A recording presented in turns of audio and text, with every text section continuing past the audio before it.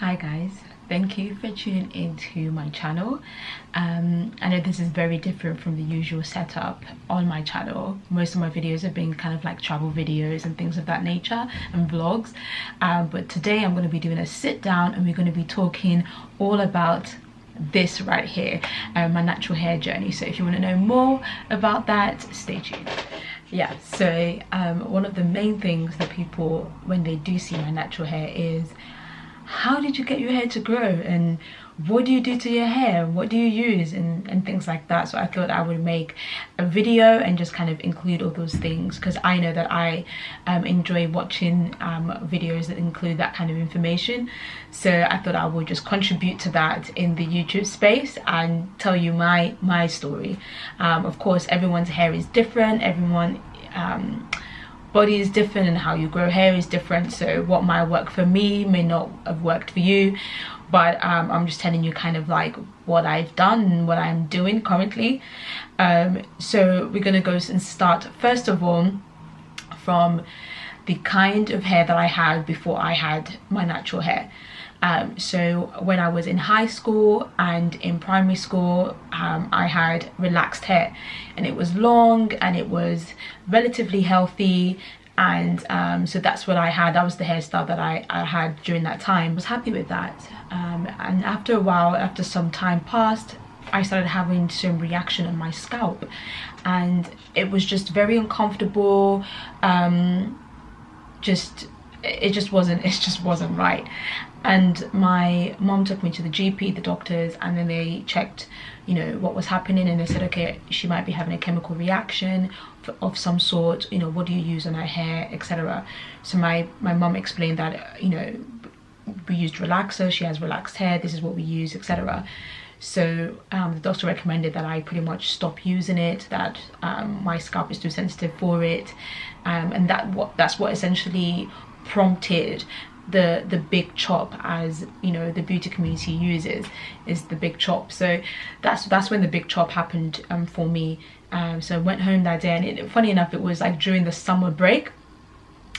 So you know, I went back home, and then my mom was just like, yeah, so yeah, maybe we're gonna have to just, you know, cut this hair, man. And I was just like, what? No way, I'm gonna go back to school with like no hair, like, are you kidding me? And she was like, yeah, maybe we're just gonna have to do it. So we sat down, and then my mom just kind of cut it makeshift style, just anyhow, and it was uneven, and it was just a mess. So went to a family friend of ours who actually had clippers and all that kind of stuff, so they can kind of give me a level 1, and just that was like the start of the journey, as it were. And I remember just being I cried so much, I was so upset. I think at the time I was maybe 13 or 12, that kind of age range. I was just like, oh my god, what am I gonna do? And I remember going to school, and because I usually, before going to school, I'll meet my friend Vanessa, and we would like walk to school together. And I remember just approaching her, and she's just looking at me like, WTF, like what happened to you? But yeah, so during the summer, I had my hair cut really low. I didn't really go out much because I was just so upset about the whole thing. And I remember my auntie Aramide, if you're watching this, and she was just like, listen, Halle Berry had short hair, you know, Nia Long had short hair, listen, we're gonna get some gel, we're gonna make something work here for you, okay? And I remember her trying to teach me little ways of how to, you know, rock my like really short hair. So that's what kind of gave me confidence to go back into school and just be like, you know what, if Halle Berry can do short hair, so can I. It probably didn't suit me, but at least I was, you know, comfortable and excited to go back to school. So yeah, so walk over to see my friend, and she was just like, it was so funny. And yeah, I went to school, and you know the usual, the bullying. I was called microphone head and lemon head, and just it was just kids can be mean, okay? And it was just very, very awkward.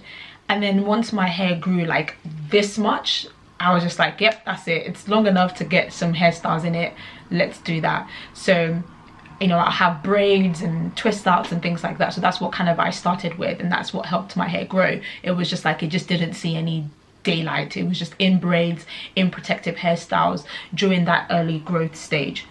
If I'm looking down, it's because my notes are there and I'm trying not to like go off track. And my hair was growing. My hair is pretty thick, as you can see. It's pretty thick and dark, and I definitely was enjoying the fact that it was growing. And sometimes I would put it in a bun and do that kind of hairstyle sometimes if it's not in braids. So that was like the adjusting stage of the first time just not having relaxed hair, practically having no hair, and getting used to that.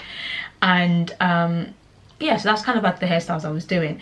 Now going into university and that kind of thing, was pretty much the same thing of just braids. I twisted my own hair out a lot, so I just put it in like little twists, and that's kind of the majority of the hairstyles I had in high school, in university.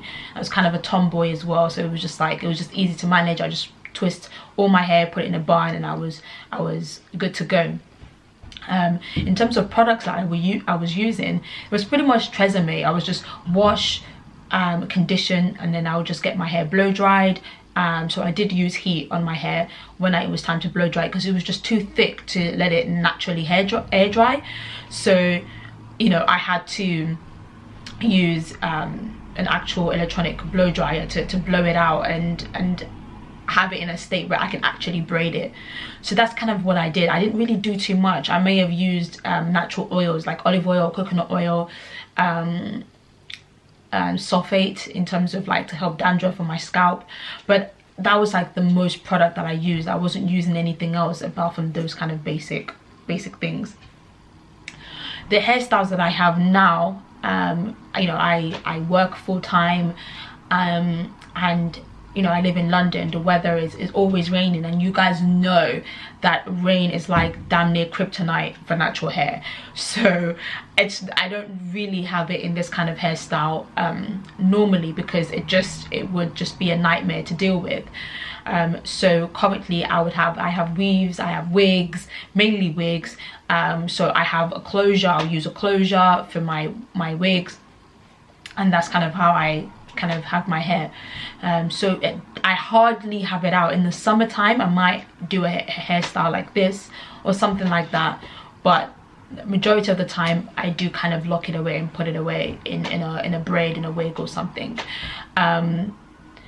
There was a time, however, when I was in high school, and you know, I was not in high school, I was in university, and it was my 21st birthday. I remember this. It was my 21st birthday, and I really wanted to have a weave, and I really wanted to have a leave out.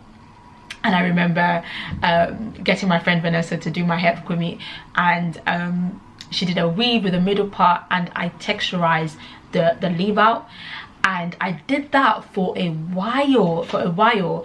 And one would think, having had the experience I had when I was in high school, and to get, you know, having that reaction with chemicals, that I would stay away from all chemicals ever in life. But I didn't. I thought that if I used a texturizer, and it was like a really mild one, the kids one, it was the just for me texturizer, it wasn't going to be too damaging or anything like that. But once I discovered closures and all that kind of stuff, it wasn't something that I continued doing. So my hair did kind of go back to its natural state. You would see that I still have some straight ends, and that would be from the texturizer, and when I used to straighten my hair quite a bit. So it's taken some time to revert, but that's pretty much like this much of my like entire head. So yeah, so that's kind of like, I did dabble back, and then I was just like, you know, once I discovered closure, there was no need to do that anymore. But another tip when it comes to my hair is that I really do not have that many people doing my hair for me. So I don't go to hairdressers. Hairdressers don't do my hair. Like the most I would go to a hairdresser for is to have it washed and blow dried, because it's like, it's a situation to have this washed and blow dried, and I do not have the energy, the patience, or anything like that to detangle it and to blow dry it myself. So I would go to a hairdresser and have it washed and blow dried. But that's like the most that I would do. the only people that like touched my hair was my friend Vanessa and my auntie Nikki. Those are the two people that touch my hair. Everything else, like my wigs, my weaves, anything like that, I'm able to do them myself, like doing a U-part, making my wig, even braiding my own hair, even when I did twist outs, even when I did single braids.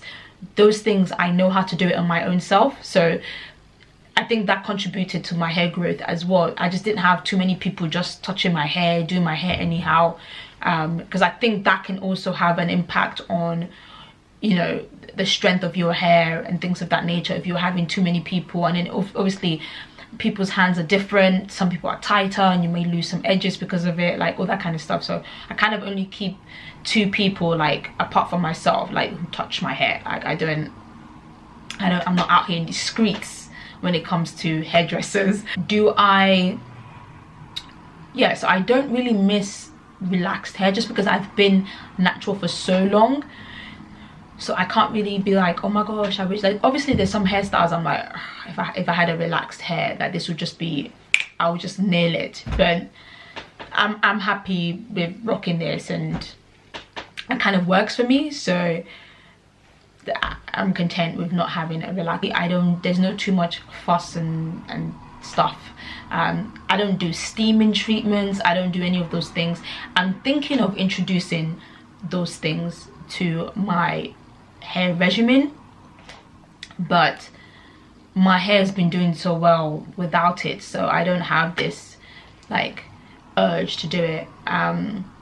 So yeah, we'll see. That's pretty much it. I'm sure I'm gonna like edit this video and post it and realize, oh my gosh, I have, you know, more things to say. But please, if you have any questions for me that I did not address in this video, please leave it in the comment section down below. So I do have other videos on my channel. I'm quite new to YouTube, so it's a bit of getting used to, but I do have some travel vlogs. My Hong Kong series, I have a part 1 to 3 on my YouTube channel, so be sure to click on it and have a little mosey around. Also, Instagram is YEMYESLONDON, so you can follow me on there, and I post outfit of the days and some looks and things of that nature, so that's kind of fun. My next video that's coming out is going to be a lookbook that I did in Amsterdam, so that would be up probably next Sunday, so watch out for that. And don't forget to like and subscribe, and thank you guys so much for watching my video. See you next time, guys. Take care.